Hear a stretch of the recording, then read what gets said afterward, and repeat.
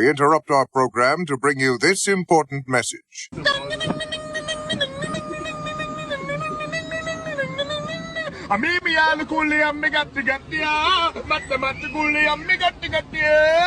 now for something completely different.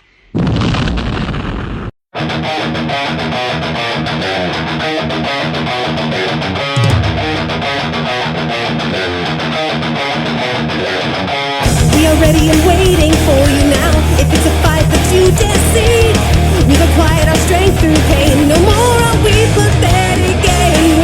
You are the reason why we claim that we've all become this way. And I regret this prison that I've created for myself.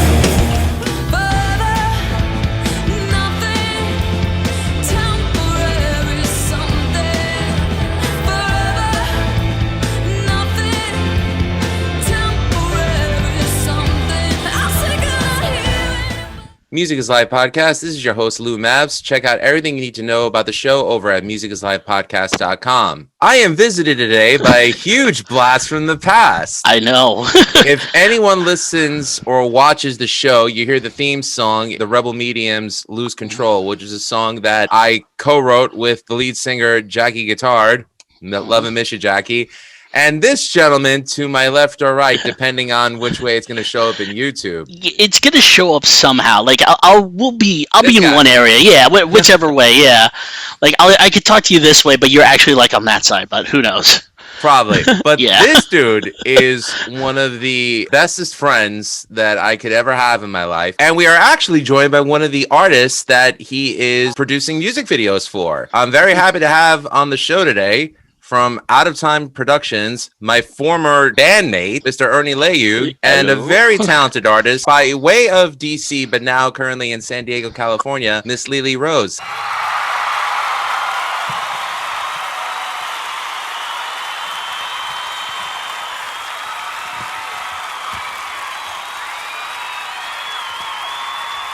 Hello to both of you. Hello, Lou. Hey, Lou. Hey, Ernie. Hey, Lily. How's it going? It's going good. I'm actually tuning in live today from Coronado, California, Ooh. which I don't know if you're familiar with, but it is an island just off of San Diego. So super exciting. It's a new area for me. That is very cool. That's right. She's on the way to a gig and she wanted to stop by and do the show, of which I am very grateful for. Thank you so much, Lele. Thank you, guys. All right. So let's get into a little back history and we'll work our way up to Lele. So Ernie and I had the pleasure of meeting each other when we were both employees at Viacom/MTV networks. Yeah. In a period of my life I call it the dark ages. Just kidding, Ernie. Oh, thanks a lot, Lou. Ernie and I got along very well. Our love of Star Wars and our love of rock music, you know, he was more Metallica, Blink-182. We met at Metallica. But we completely differed from opinion when it came to Star Wars. That's very true, yes. I think we actually got into an argument at work one time about it. Yes, we did. Because I told him I was a fan of the original trilogy, and he said, "Oh, you're one of those people." And we almost came to fisticuffs. But that was a funny fight. I'm not going to lie. Nah, it was a funny fight. I think we actually scared one of our supervisors. That's true. But then I had joined a band called The Rebel Medium, and well, we had just fired our drummer, and we needed a drummer. And Ernie said, "I play drums," and I said, "All right, want in?" He said, "Sure, why not?" And dude, we played some kick-ass shows together, from like the Crazy Donkey to the City. Like, where did we play? Kenny's Castaway, Acme Underground. Oh yeah, I don't remember all the places, but I definitely know we did a good amount. We definitely did. It was fun. That was a fun time. The Crazy Donkey. Definitely something that will always live in my mind forever. The fact that people were moshing to our music, that was a good time. Okay, so this is news to me. I have to interject here because I did not realize that Ernie over here is a rocker, and I don't think you ever told me that you were in a band playing drums. I told you I was in a band. Listen to the podcast. That's him at the beginning. I'll send you a video of one of our live performances. You'll see me in the back. So send her the one with Jason on bass. Yeah, this is exciting because now I realize Ernie is just a super talented multimedia individual, musician and creator here. Yes. So super cool. Not Yeah, just 'cause super talented, but stupid talented too. I love this man. Yeah, because Lele only knows me as a video guy and a photo guy, not really so much a musician. So that's kind of where now kind of my two worlds are sort of coming together. Yes, so they are. It's kind of cool. I'll just give a little backstory of how we met. We met during the time where photo shoots were turning digital, which I didn't even know that was a thing. Through a mutual friend, I saw a photo pop up on Instagram and credited to Out of Time Productions. And the photo shoot was from my friend in Los Angeles, but was photographed from Ernie in DC or Great Falls, Virginia. And I'm like, how did they do that? I was like, oh my gosh, these are my two worlds colliding through the internet. Super cool. So maybe you can share a little bit for us, Ernie, how you actually made that happen. But oddly enough, connected because I was actually in Virginia at the time. So we got to do a shoot in person, which was super exciting because it was during a time where not a lot of things were happening in person. So Ernie, you can elaborate, but that's how we connected through the glorious internet. And became good friends in person. Yeah, and so to back up on her story is that there was something through Instagram where I found out that there's one meetup group in Los Angeles was doing virtual shoots through Zoom. So all you had to do was just sign up through it. So I signed up and we just took photos through Zoom. Like we would screenshot I think I screenshot through my iPad and some others actually took photos of their screen with cameras. So that's that's how I was able to get shots of other models because they would just be posing for the camera and then there'll be one guy who's directing and then it's like, all right, click away. And we all just started clicking and one guy would just give direction. So one of the photos I took there of her mutual friend, she saw that and then the rest is history from there. We became really good friends at that point. We did a shoot, I think we went to a studio, if I remember correctly. Like at the end of that, you had like to do a rehearsal or you had to lay down tracks, if I remember. Yeah, well, that was for a music video. And it was Blue Room Studios or Blue Studios in Kensington, Maryland. But I just think it's super cool how, looking back, it was dark times for everybody, but it was also very innovative times. How everybody, to do a photo shoot through Zoom, who thought of that? That's exactly, that's cool. So I just think it's great how we've all kind of adapted and created and paved our own new ways, and we can kind of just build on that moving forward. So that's pretty rad stuff. It was. And then one day out of the blue, Lele just messaged me and she's like, hey, you want to do a shoot? I was like, sure, let's figure out a time. And luckily we were able to do it when restrictions started to be eased up a little bit. So that's when we were able to do the shoot. Exactly. When it was like the outdoor restrictions. Yeah. We just did everything outdoor, and I'm such a people person. So it was tough for me to kind of embrace not being in person culture. So I was just kind of like looking for any opportunity to connect with people in person because that's just kind of my nature. But this is really cool that I can be on the opposite coast today and connecting with you guys virtually. Oh yeah, definitely. So absolutely. It's all balance, right? Life is all balance. So we just kind of do what we can, and so now it's like, well, let's incorporate the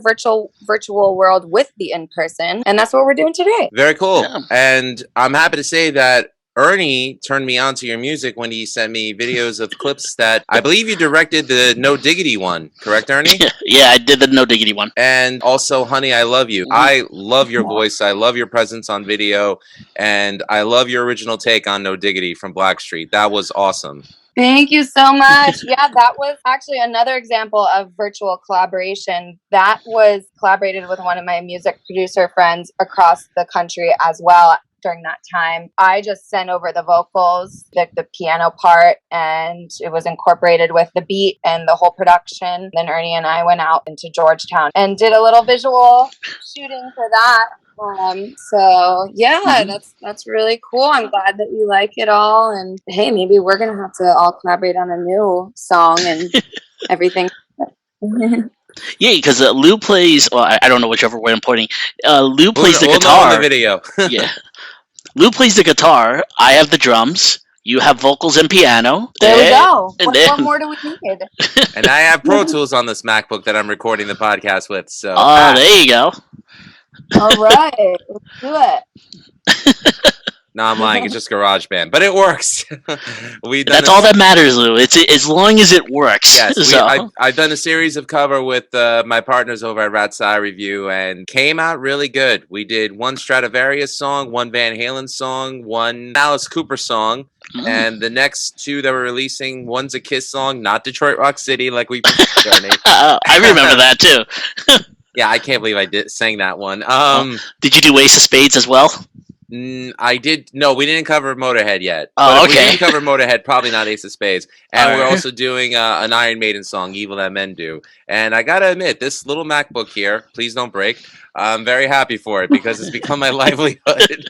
Lele, I'd like to know, as I mentioned, the two videos that I saw of you, the two performances, the very jazz influenced. And I have to admit that I found that very refreshing. And I've voiced this opinion many times in my podcast that my problem with popular music today is that it just sounds so formulaic and generic. It seems like everybody's trying to do the Billie Eilish thing when meanwhile 5 years ago they were trying to do the Adele thing. But you are just coming out of the box and just doing your own thing, and I really respect that about what you're doing.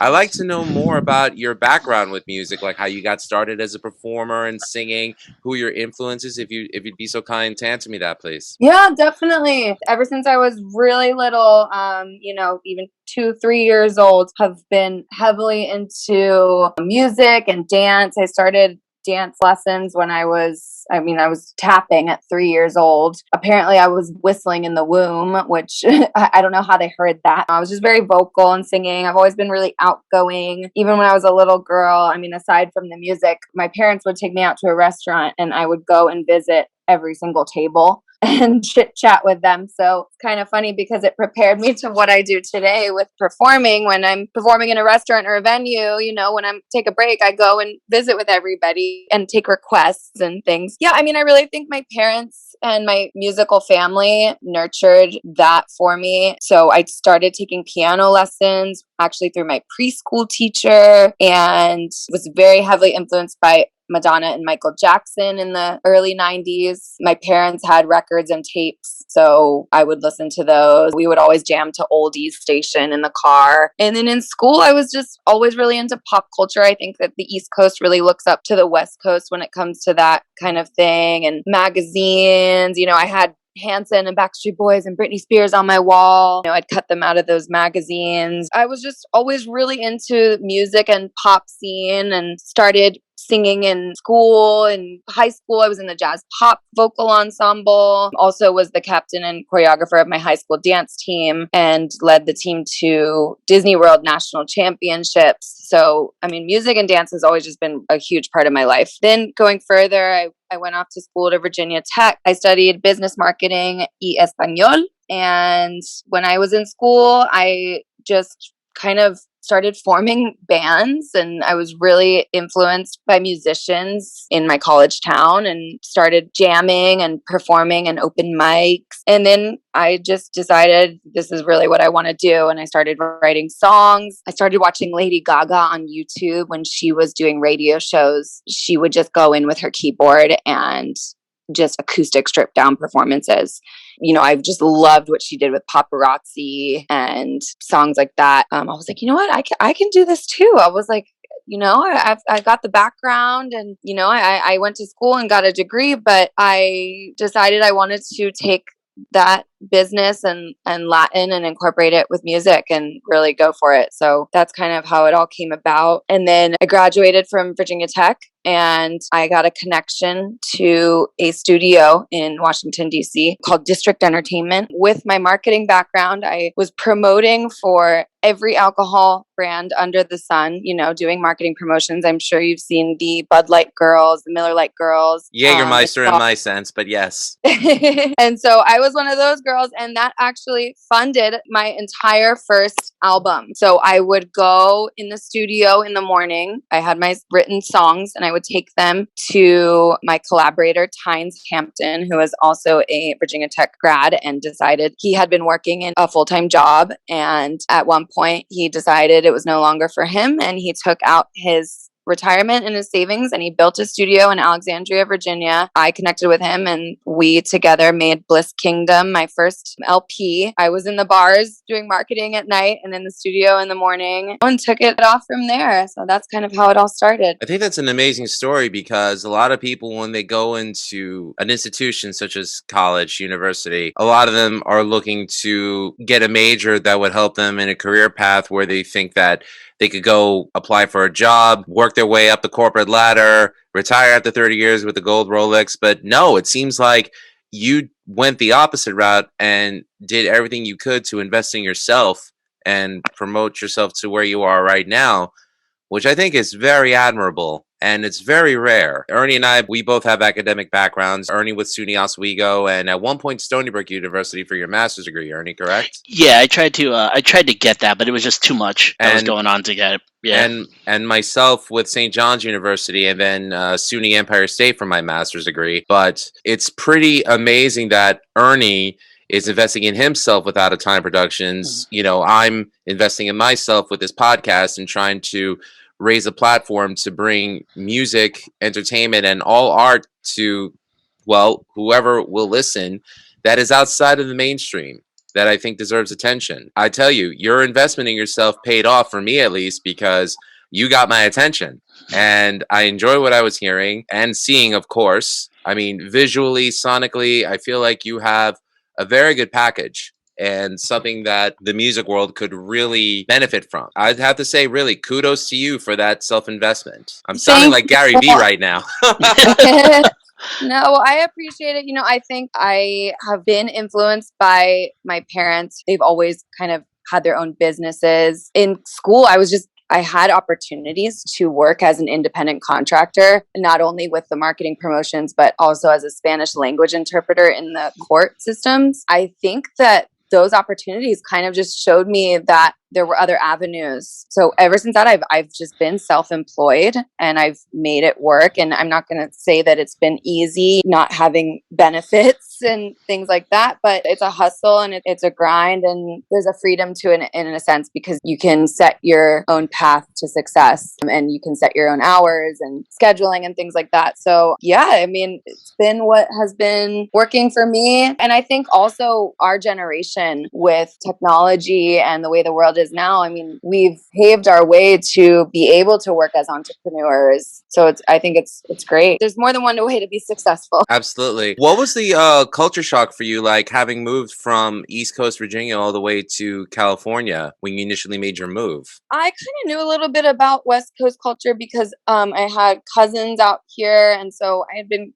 visiting from a young age. I always loved that California culture. I never really imagined that I would end up living here for so long. I always kind of thought I would end up in New York. I just kept getting really drawn to the West Coast, and my opportunities led me out here. So as far as the culture shock, I don't know if there was necessarily much of a shock to me, as more of something that I embraced and just kind of fell in love with. And it was already kind of in my nature and my lifestyle. I kind of bring it wherever I go. That's just the kind of person that I am. So I think even when I'm on the East Coast, I bring a little bit of the taste of that. And I don't know, it's just always been natural for me. Maybe it's from watching Clueless growing up, or no, I'm just kidding. As if.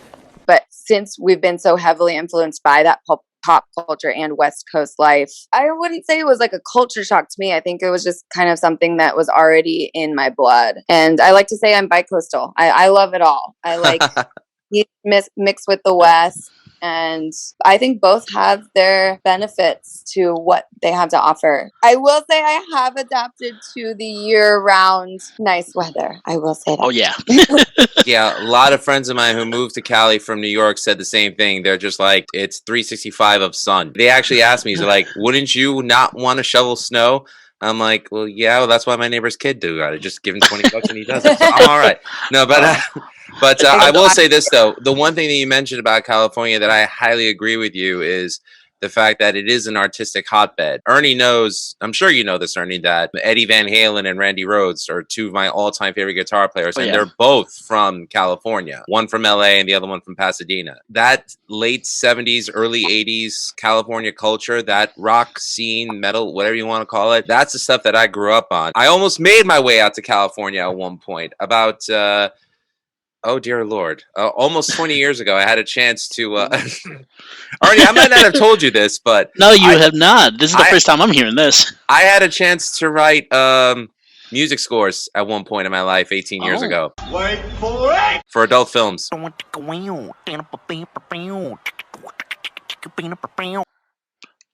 Oh.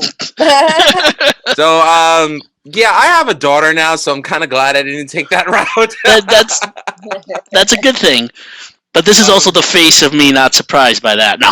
No, Ernie knows me very well. Yeah. A bunch of oddball stories. Oh yeah, and the funny to just go off of Lele's story, like on the West Coast, like when I first met her, that was the total vibe that I got was West Coast, relax, like yeah, just go with the flow. I think the last shoot we did together was I think it was Christmas, right? Because I know you came back here for DC in May, but we couldn't meet up then. But the last shoot that we did, we had a discussion about like East Coast versus West Coast during Christmas time. And I was talking about how it's like cold here and like, you know, we kind of get the snow and the ice and all that. And then I remember Lele was telling me the story of like how she would, I think you were surfing, if I remember correctly, on Christmas Eve or something like that, or Christmas Day that you were surfing.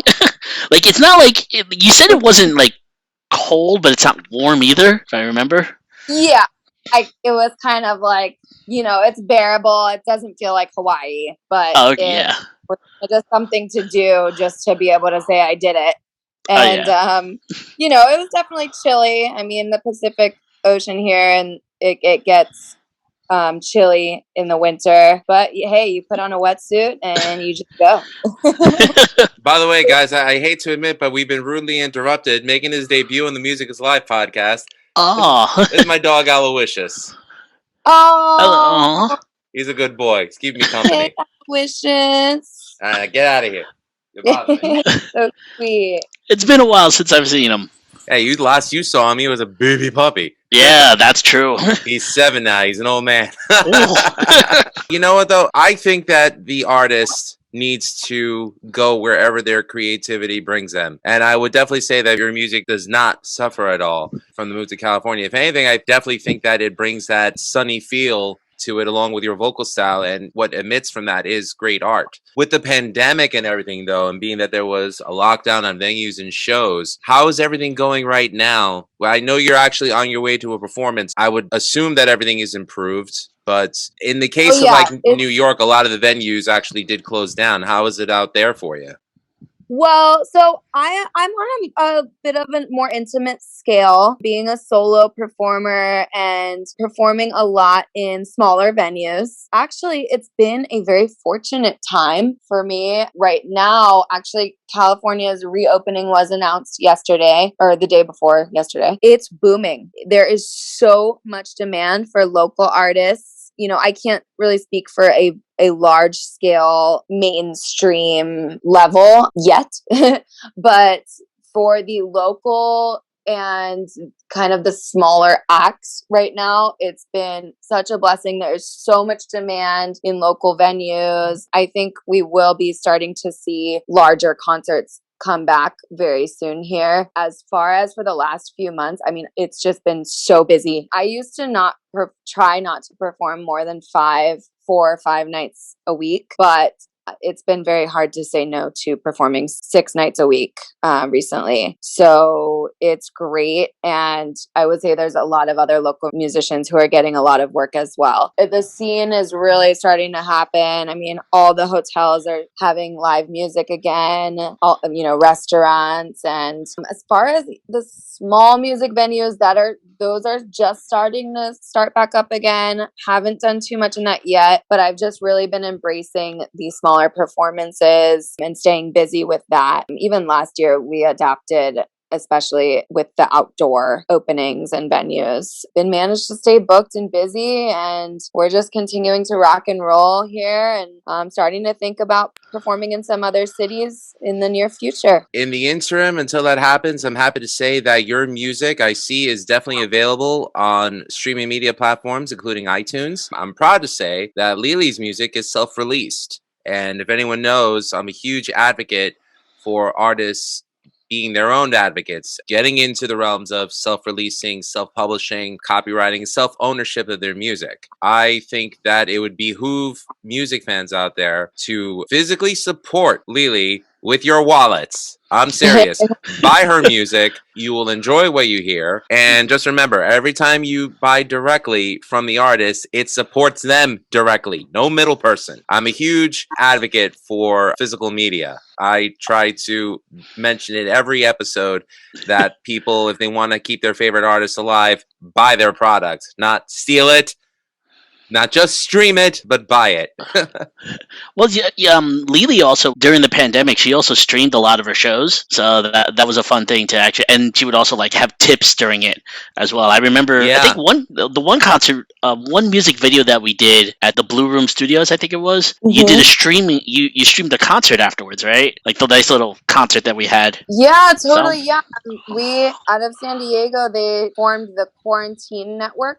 Oh yeah. On Facebook. And so I was on there every week for about a year, would live stream. And also before that, I had been live streaming at some of my performances on Periscope, which unfortunately is no longer a live broadcasting platform. But I really loved that one more so than Instagram and Facebook, because a lot of Instagram and Facebook is people that you already know, fans that you already have, which are great. I love my fans. I love the people that I know. But it was cool to be on Periscope because you would get people from all over the world that you didn't know before. It was a great way to generate new fans. But I am excited to announce that I'm going to be auditioning with a new agency to start on a live broadcasting platform, a newer one out of Japan called Hokochoa, I believe is the name. I hope I said that correctly. But that I will be auditioning for that next week, and I'm looking forward to incorporating more live broadcasting back into my life, because I got so busy back when the reopening started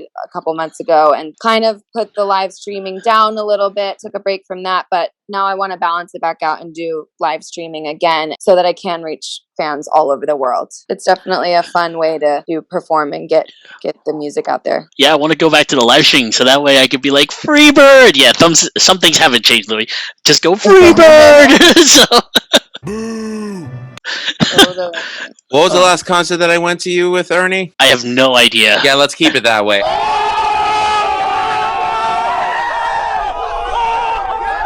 Anyway, the next live performance, I don't care what concert it is, it's gonna be. I think it was like Hurricane Sandy. Just don't yell at Pacelli if you ever see him play, please. But if he does sing it, I'll be very impressed. Oh, okay.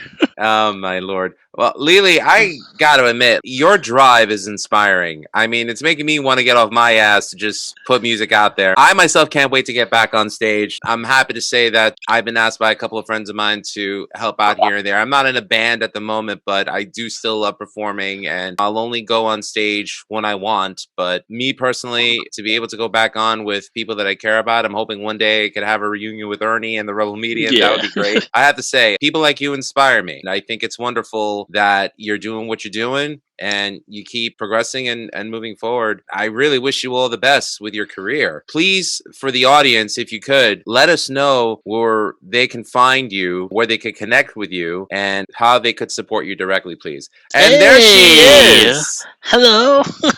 Oh my. Would sign on at the end here. What a surprise. Hey, where'd you go? There it is. There you are. So this is the Coronado Bay in the background.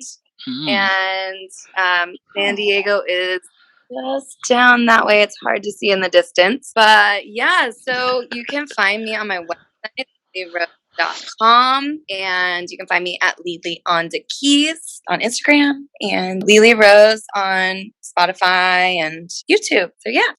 Sweet. Oh, you're Excellent. I will place all those links in the description so that people could find you directly. And I do know that you are actually on your way to a performance right now as you speak, correct? Or do you still have some time? I have to hop in my car, which is right down there, and go drive across the bridge to downtown San Diego and perform right across from the ballpark at 5th and K at a brand new Italian restaurant that has a baby grand piano called Il Sogno. And so I will be there tonight.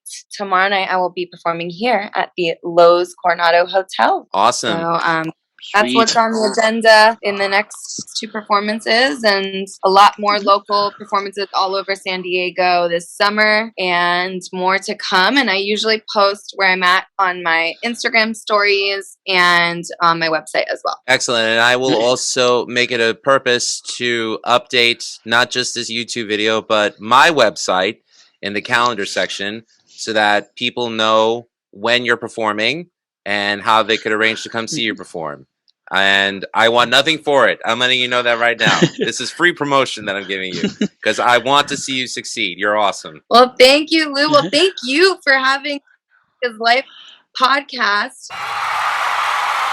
I am honored to be on here, and it's another great example of your drive and your innovation, and for keeping the music alive and bringing on artists and sharing music, because we can't do it without people like you. Thank you. We really appreciate it.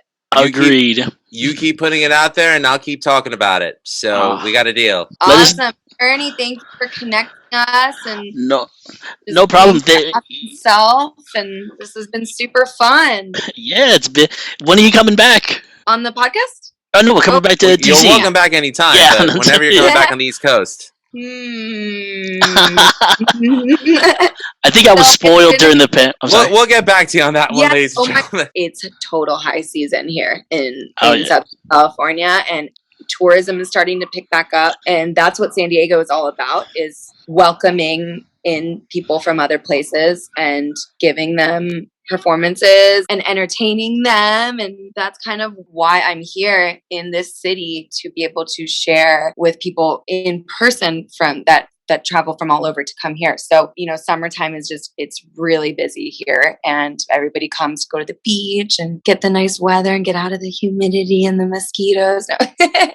So maybe you guys could come and take a trip out here. So I will be performing a lot of local shows here this summer, and then hopefully in the fall I would love to go back to beautiful, lush Virginia in September, October. It is just the best time ever there. So that's what I'm looking at September to see about doing a little East Coast tour. Awesome. I can't wait to see that. And we'll continue to speak and sing your praises on the Music is Live podcast, Lele. Thank you. Thank you guys so much. This has been so much fun. I'll look forward to seeing you next time, and stay tuned. New music coming soon. Awesome. Thanks, Lele. You have a You great can't stop now, Lele. You can't stop now. Stop now. Can't do it. All right, guys. I wish you a wonderful performance tonight. Thank you. Ciao, Bella. Take care. Ernie, good on you for finding a talent like that. She actually found me. That was the thing. Regardless, I mean, you guys found each other, and that's great. Exactly, yeah. It was funny. She messaged me out of the blue, and I was kind of hesitant at first about it because it's a little bit like it's through Instagram. So I'm like, I don't know about this. So the more that I looked on there, I was like, you know what? She's legit. And then when I listened to her music, I was like, she's also a musician. This is great. Yeah, so, I don't fault you for being hesitant on Instagram. You know how many times I get hit up to be a brand ambassador? Oh, yeah. I get those all the time. I get those. Block. So if you're watching this show, I'm gonna block you, so please take heed my warning and fuck off anyways. That's a little harsh right there. That's a little... I could get harsher. Yes, it is, but it's the internet, so... But she found me, and we talked about music, and she was almost every shoot that we did, she had her guitar with her, and we did some shots with those. It was almost everything involving music. So this brings up a good chance for you to discuss Out of Time Productions. Segue. Now, Oh yes. I remember that you were actually building this brand towards our end of our interim in the Rebel Medium. I ended up joining a couple of shitty tribute bands, except the Rush one. That was good. Yeah, I did like the Rush one. And the Dio one. That was good. So that leaves one left. Oh, that one. That one. The Aussie one, right? If I remember correctly. Yes, where like most of them were drug addicts, alcoholic, burnout, douche nozzle, scumbag. Anyways, keep going. No, tell me more. I don't Like, really how praise this? Yeah. Anyways, except the drummer Joey, I love him to death. He's great. We still talk to this day. You started Out of Time Productions right as things with the Rebel Medium were ending, and it's unfortunate that it ended. But I'm very happy that both of us still keep in touch with Jackie to this day, who's living in Florida with her awesome husband Sean and their 2 dogs. Or are they 3 dogs at this point? I think it's 2. I'm not sure. I have to double check on Liam and Reggie. Right, Liam and Reggie. Rest in peace, Chewy. You were a good dog. And I remember working with you on some projects, including a trailer for my sister-in-law, Melissa Kutch, who we had on the podcast earlier this year. When the towers of freedom fell, the ideal rose to power.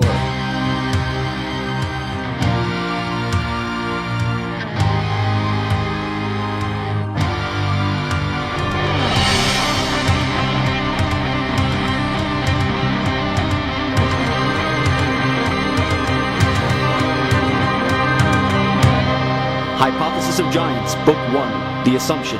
Purchase it today on Amazon.com. And your trailer is actually playing at the beginning of our episode. And I have you credited at the end of the episode as well, also in the description. Yeah, thank you for that. I did listen to that episode when you told me about this podcast, and then Melissa put it up on her Facebook. I was like, oh, now I need to watch it. And I just saw all my stuff. I was like, I remember that. And the music as well. So, yes, I heard that. So, thank you for the shout out. Of course. I'll never forget my friends. So, really, what was it that made you decide to go from music towards a more background visual career path, if you will? It was a really tough thing to do that, to go more visual than more melodic, with the music, because what really made me think about it more was I've always been a huge fan of a visual medium. I've always been a fan of like films and TV and anything of sort of that nature. But also I was a huge fan of MTV. I love the concept of the music video because it kind of combined a lot of things. Like I was huge into music when I was a kid. I was part of the choir. I was part of the jazz ensemble, like all that stuff, like any music kid that would be a part of. But then also I was attracted to that film and to that TV aspect type of thing. So it kind of made the switch from the two was kind of like to be honest, it was kind of like more like what I learned in college. And it's like, okay, if I studied music in college, I probably would have gone down the path of music instead of just TV. But I chose TV for, I guess because it's just always been a passion of mine. And then music was just kind of like a side hobby that I had. Like, that's how I treated it. Even though, like, I know that I was very talented with it, but it wasn't an easy decision to kind of step away from music and to go into more of a visual medium. Like, it still influences me to this day, but it's not a decision that I don't regret or anything like that. So I just felt like also I could just tell better stories with the visual medium. Like, I could explain myself a little bit more. That's kind of why I went into that. No, Sorry for yeah. No, it totally makes sense. But I will say this, you excel at both. I would actually like to see Out of Time Productions not just be a video photo production company, but if you could like maybe write the scores to your own production, that would be cool. I think you'd be talented enough to do that. And again, you got me to help you, and thank you for the praises. Yeah, and also, and Lele also told me that to just hit her up with any sort of music for any video or any photo, like anything of that nature. She's like, hey, hit me up if you want to have like a score done. I was like, I'll let you know. So. Well, I will say this. Ernie is probably one of my favorite drummers that I've ever played with. Also one of the best drummers I've ever played with. He could pull a beat out of nowhere, a time signature out of thin air. He's beyond creative. Hit this guy up for some shit. Seriously. Thanks, Lou. It's all about with the musicians around me as well. Like it's kind of that's where I drew my inspiration, because the one thing that I always praised myself doing musically was adapting to everybody's style, and to like see like, okay, you have this one particular style, so I will join in on that. Let me figure it out there. And you have this particular style, okay, I'll join in with that. That's kind of where I've always feel like I was musically, was being adaptive, but I can only go so much without partners and with other people helping me out, like you, Lou. So that's kind of where I'm at with that. Well, you know what?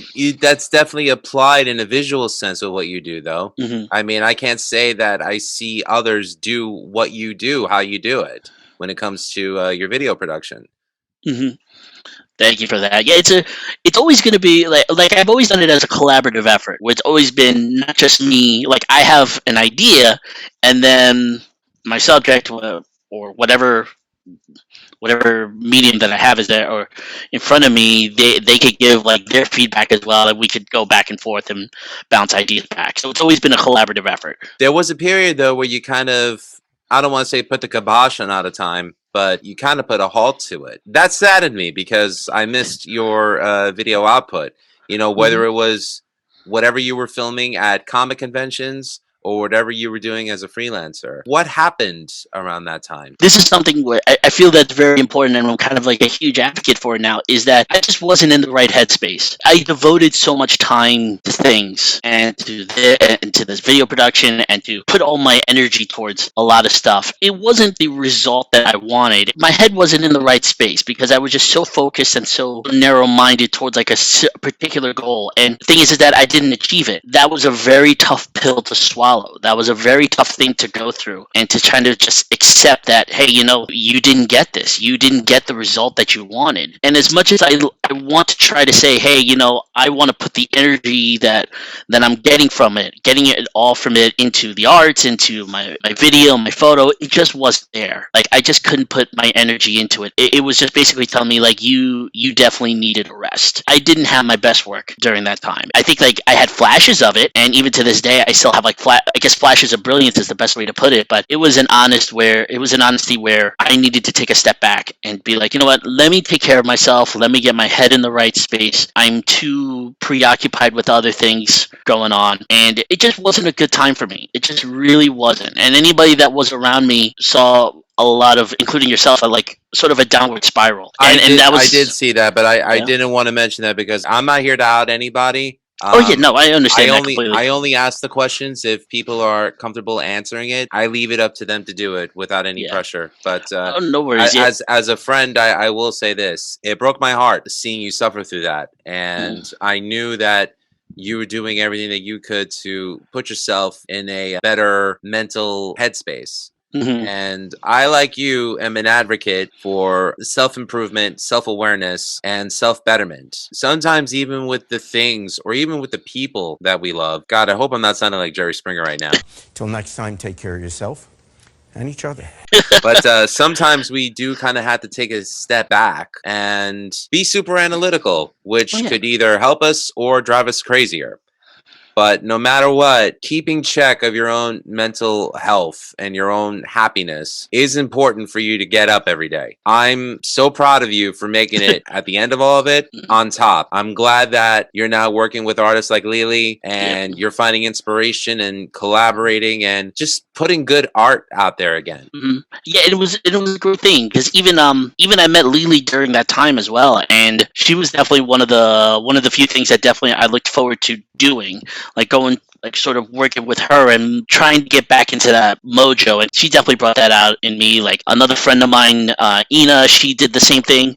I know we met a couple years ago, definitely definitely before the pandemic, who helped me out during a big time. So it was tough to like go through that, and I still feel flashes of that now, but at the end of the day, I know I'm in a much better place. I'm much happier with what's going on. I'm recreating art again. I'm going back out. I'm doing stuff. I'm doing videos again. I'm doing more photos. I'm doing all the stuff that I used to love to do. And now it's like, okay, I'm in a much better place. You know, I'm rested, I'm recharged, and funny enough, it's like when I took a break from it all, and then when I kind of came back, everybody's like, "Hey, welcome back!" And that was the great thing about it, is like sort of people understood, like, "Hey, you know, you need the rest as well. You can't like," because it was just a constant like, okay, but keep going, and then you just sort of drive yourself to the ground, and you just kind of like burnout was another thing I was feeling during it all, and just mix that all together. It was not a good combination. It was very, very combustible. There were a couple of cases where I have like kind of blew up at things that I shouldn't have. It was moments like that where it's like, all right, I need to take an honest step back. I need to get away from everything and to just kind of go back to what I love to do. And if I have to take a break from what I love to do, then you know what, that'll make things so much better, and there's clear evidence of that. So I agree. Hey, look, I mean, full disclosure, around the time that the Rebel Medium broke up, I had just lost my father. Ernie and our friend Alan Long, who, if you guys remember from the first episode, the hot sauce eating contest, which, by the way, we made it all the way to the end of the 10 wings. wait a minute. Now I gotta go see that episode. So it's a funny one. It's on YouTube, right? Of course. Of course, it's on YouTube. Oh, I got to see this now. You know, I was in a very bad headspace, and Ernie could tell I was a schmuck. I was lashing out. I was emotional. I just lost my daddy. I think that Jackie did the right thing to end the Rebel Medium when she did, because otherwise it was going to combust and we were all going to hate each other. I still apologize to her to this day for my behavior, but her being as good a friend as she is, she was more concerned about my mental health. I have to thank her. I have to publicly thank her, because her checking in on my mental health was the predecessor for me checking into yours. You know, you don't pay it back, you just pay it forward. And you know, we're all here. We're all doing better now, and we're doing the things that we love. And regardless of which states we're in, you in Virginia, me in New York, her in Florida, we're all still there for each other. And you know, she's doing a real estate thing. Jackie sells the Bay, and you're doing Out of Time Productions. And I'm doing this little podcast. So, hey, which is good. You know, it's good. We're all doing things that we wanted to do.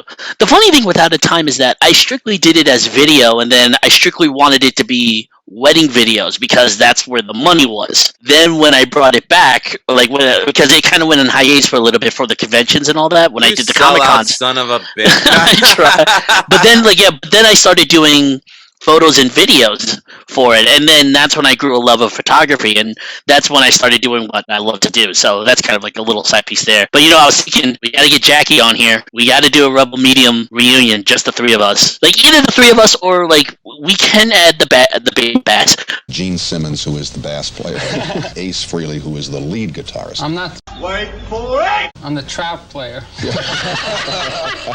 Bass player. I don't know. Like, I would ask Jason. I would ask Jason. I still keep in touch with Jason. Okay, yeah, there we go. Right. Or I would have Sean. Either one. So either one of those work. So think about it, Louis. Think about it. It would be interesting. I just want to get back on stage and play with you fuckers again the last time. Seriously. Yeah. Like the last time I played drums was that was what, April 2009 at Mulcahy's in Center Reach.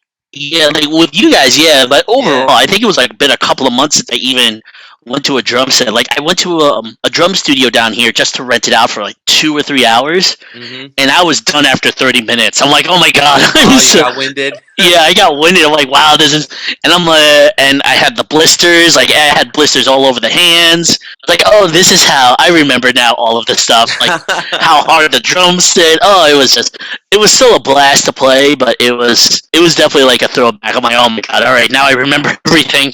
Soon, Ernie will be drumming for Dimmu Borgir or Halloween. One of those two blast beat bands. Oh, jeez.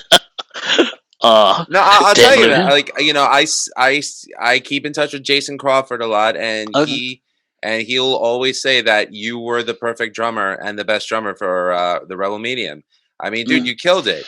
I mean, you brought the arena flair to a club that would fit like 500 people, and like, you know, I still watch those performances and just be like, my god, you know, like if only. See, this is the problem with being a musician. It's always a matter of it being at the right place at the right time. We're talking 2008, 2009. What was popular then? Emo. That's true. 303 bullshit. That music fucking sucked.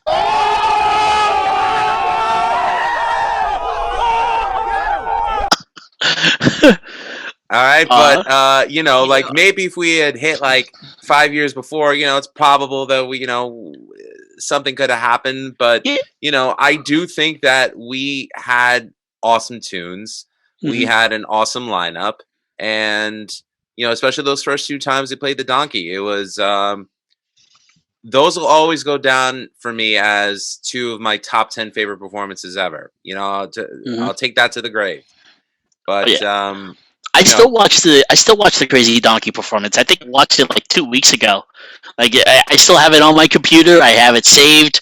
I still have the live performance on my phone of what was it of the theme song, so to the podcast. So it's still on there. So every Lose time it Control. comes, yeah. So every time it comes up, or if I'm like scrolling through, I'm like, oh, let me watch this again. I'm like, oh, it was just fun.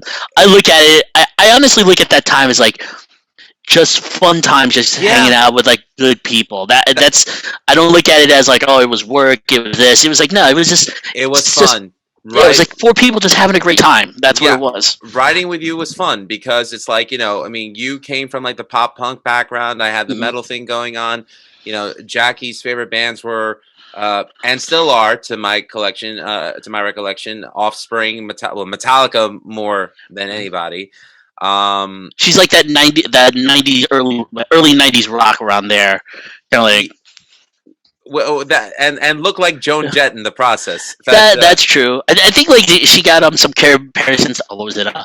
Amy Lee from Evanescence. Yes. Mm-hmm. So basically the more popular hard rock, but that hard rock pop punk metal thing, and you combined it, and as far as I'm concerned, it was magic. It was fun. Yeah. Like, I think of I hold Lose Control, the song that starts and ends this show. I hold it as special to me as I do my daughter and my dog.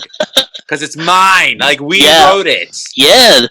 I think that Ernie popped that baby out. Oh, I'm just kidding, Ernie. No. See, I think if I remember, it was just like you coming up with a riff, and then I just added a beat to it. And then that's how we got the song going. That's what happened, yeah. Yeah. It was just like, I honestly think like out of all the songs that we've done, like I like Greatest Holiday. That was a good one. Can you believe that ended up on a pro-life compilation CD? Oh yeah, that one. Yeah. And Jackie was like, I'm pro-choice. I'm like, well, you should have read the fine print. Exactly. And these are mistakes young bands make. Like I just was happy just to get out there, to be on a record, to be on like on a CD, or EP. Like to me, that was just like, that was the sign of like, hey, I made it. Yeah, it's like, hey, because I never dreamed of like going, exactly. Yeah, so it's like I never dreamed of like, I would love to play like big arenas and big shows and all that, to have that fame and all that stuff. But just to like get a record, just to be on a record was more than enough for me to be like, hey, I did something. So it's like, hey, I'm proud of that. Yeah, and the same song actually ended up on compilations that were given out at the Warped Tour and the Mayhem Fest in 2008. So something to really be proud of, and and you're right. No matter what, even though it wasn't lucrative, it was sure as hell fun. Oh yeah, it was. Now I kind of want to rent a drum studio again and play Lose Control. Yeah, like I had to, like I did that. Like when I rented it out, I was like, I had the blisters and all, and it was like there was the fan going. I was like, I need to bring water with me next time. I was done. I was like, and I'm like, I have another 2.5 hours of this. Come on. So, but I mean, like, I think I was just listening at that time. I was listening to a lot of In Flames, and of course Maiden, and then all of a sudden I just like started creating this riff, and I just said, I think we could do something with this, and it just kind of like snowballed up from there. And I swear to God, there's a part in the song where I think Jackie literally lifted the verse of Master of Puppets. But I never told her that. Oh, I could see that. That's the funny thing. I could see, like, maybe the rhythm is the same. Like during the I guess the post-chorus, or like the second part of, like right after the first chorus, before the second verse, when I do the pull-offs on the high strings. Oh, like, that part. Under that part, yeah. Oh, okay. I was thinking of the right after all the choruses, like da da da da da da da da. Like I always thought of that. Like I was thinking that was part of it. No, I where did I come up with that idea? That was just like because that's how it started. It was that riff. It was that part that we riff? Yeah, I think we started with that part and then we grew it from there. Because I remember, like, you came up with that, then I just had the beat in my head. I was like, oh, let me try this. Oh my God, you're right. Because you're exactly right. Yeah, because all I basically did with that was just follow your guitar playing along, like follow the rhythm guitar section at that point when I did that riff. So when I Right. came up with that, because that was the only thing that came in my head, and then I think that was the is that the only part where is that the only time where I actually follow the rhythm guitar and then I break off from there You mean in the song? in the song? Yeah. No, during the breakdown, Jackie's just doing like whole chords, and Oh I'm yeah. doing and your drums are actually following that pattern. Oh okay. Yeah. So yeah, no, you know what? Ernie's right. That song was the perfect amalgamation of the three of our personalities and tastes in one package. Oh yeah. And Hands down. and again, my friend, to be on stage with you one day would be a dream come true. You and Jackie, and Oh yeah. either Jason or Sean. That's it. Not going to mention anybody else. So we can see like we understood, but then afterwards it's like yeah maybe. So I have my limitations, people. I'm not that nice. But we found out the hard way. No.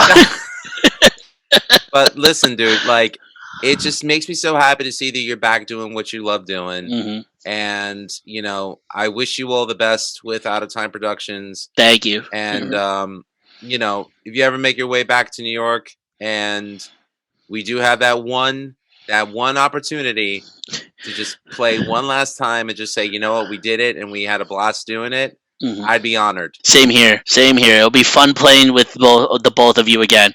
Because it's as much as I've been in bands where I've been with friends, and like it's still fun and all, but I've never had so much more fun on stage than with the two of you than with this band, with the Yeah. Rebel Medium. I had so much fun playing with you guys.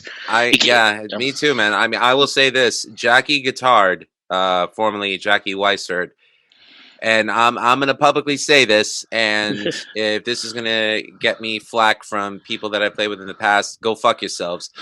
Jackie guitared Weissert is the best co-guitar player that I've ever had the pleasure of playing with on stage and in a studio. So You know, if I will post this up on Facebook when it's up and tag her, so that way she knows. So. she already knows. Oh, okay. You know what she says? I was not sure about that. Shut the fuck up about it already. I could see her saying that. I could definitely see her. She actually reciprocated the same thing, so I was very touched by that.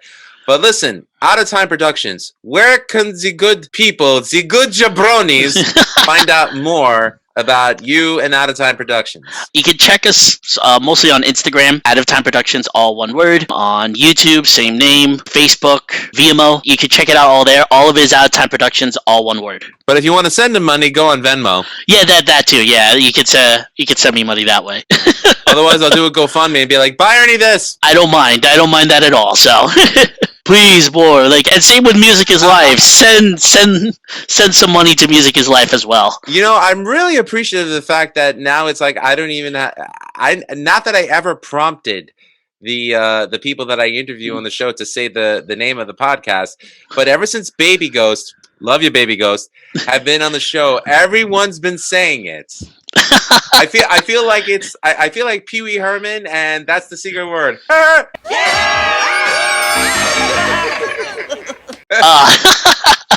Gabby! Oh Jesus! Oh man! All right, don't get me started. Ernie Layug, my dog, my brother. It's great to have you on the show, man. Thank you.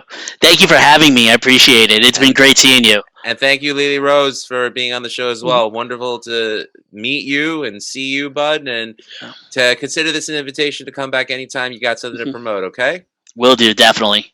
All right. To find out more about the Music is Life podcast, please check us out over at musicisLifepodcast.com and check out our parent network, ratsawreview.com. Music is Life is produced because of Ratsaw Review and Anchor.fm. While you're at Ratsaw Review, please check out some of the other podcasts that we have, including Beyond Bushido, which is a pro wrestling MMA review show, Old Man Metal's Musings, where he talks about everything from metal to hot sauce. Calling you out, dude. Calling you out. We got to have a hot sauce challenge. Also, check out Vieira Vault with our good buddy Rob Vieira, who we just released a cover of Black Widow from Alice Cooper with him and the talented Lisa Mann from White Crone. So check that out. Also, check out the South Park podcast, Suck My Balls. And I knew that'd get a reaction out of you. You're doing your outro, so I'm not. I don't want to disturb it. So I love getting people's reactions when I say that. How would you like to suck my balls, Mr. Garrison? See, now I got to listen to that podcast as well. I get a gazillion of them. It's the highest rated one. It puts mine to shame. I could see why. So yeah, and also check out The Right Opinion with Harrison Bergeron. Those are all the shows, and hopefully we'll have some more on soon. If you guys like what you see in here, please hit me up over at LouMabs at musicislifepodcast.com. And again, final shout out to Rat's Eye Review and Ernie, Out of Time Productions, Lele Rose. Thank you again for both being my guests. And remember, I don't talk just about music. I talk about film, I talk about comics, and I talk about video production. Because in my world, all art is valid. Have a good night, everyone.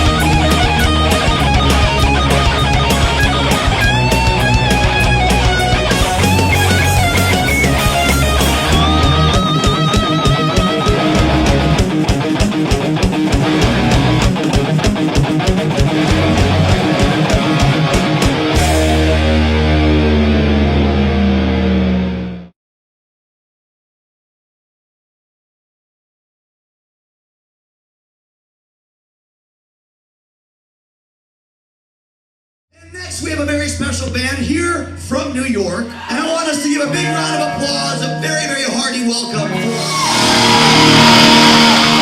the Rebel Medium!